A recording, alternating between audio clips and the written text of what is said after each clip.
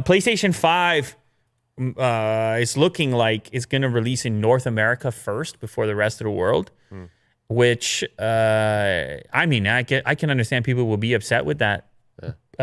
We're in North America, so it seems like we would be in the early phase, Canada and the US. Yeah.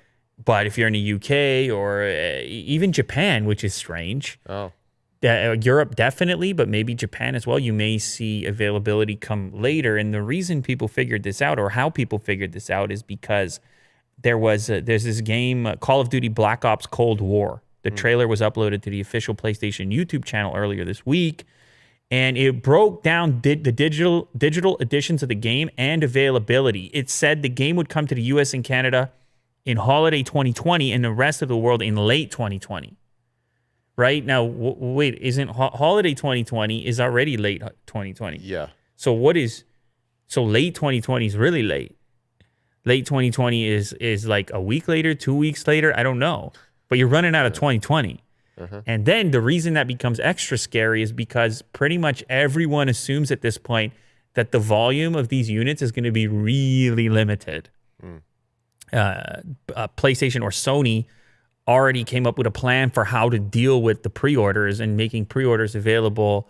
One per household. But also they were giving a little head start to pre-existing PlayStation owners with that invite program that they had.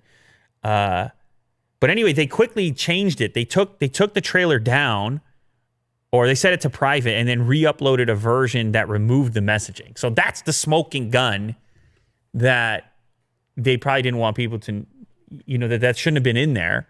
It's not helpful, I suppose, for people to know that.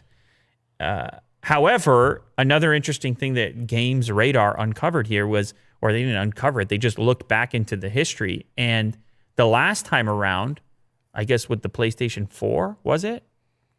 The same kind of thing happened. It took a couple extra weeks to show up in places in Europe. Oh, I'm curious about the resale value online. If someone decides to buy it in, North America, would they just jack up the price for people in the UK? They would not do that. No? You have the problem, the regional problem.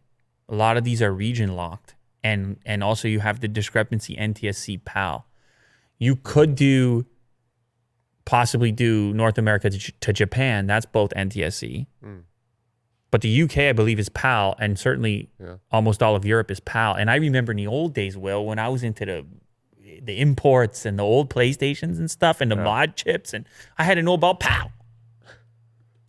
PAL? Yeah, I had to know about PAL. And NTSC and everything else. And I'm sure other people are laughing about this, but I actually feel like I imported a few games from Japan, and I had to put a mod chip to turn off the region lock. The mod chip. Yeah, I had to put the mod chip, man. So people don't think I got the street cred, but I've been in this.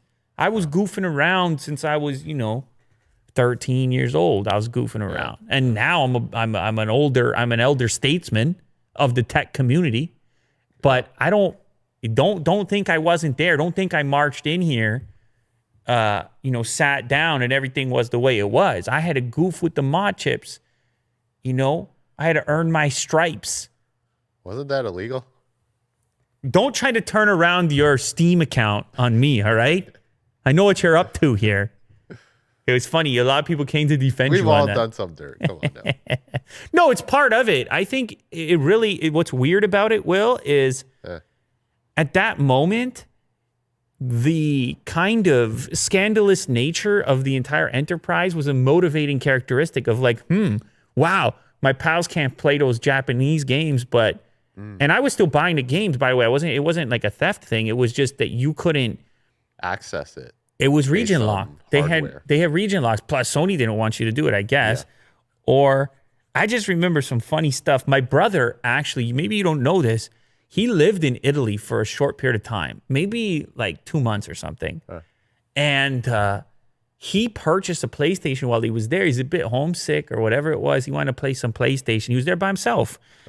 And I remember he packed it in his suitcase and brought it back. And we had a rude awakening about, like, we can't use that PlayStation, even though he purchased it there, because of the regional stuff at the time. I don't know what they're going to do with the PlayStation 5. There's probably some information out there about whether or not they will be as strict from a region perspective, but the PAL NTSC thing is real, right? Regardless, because it has to do with the televisions and the electrical systems in those various places. So, anyways, there's another thing they found on the Wayback Machine on the UK version of Sony's PS5 product page that also pointed to late 2020, which was changed at one point from holiday 2020. So, I would suspect that we will see a North America first release and then a week or 2 weeks later popping up everywhere else. I don't know why they do it like this. Maybe it's the battleground. Maybe the North America is more of a battleground Xbox versus Play. I don't know, man.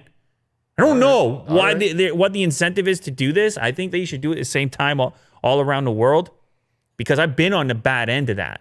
Especially sometimes in Canada, you can't get a thing right away. Drive you crazy, man. Yeah.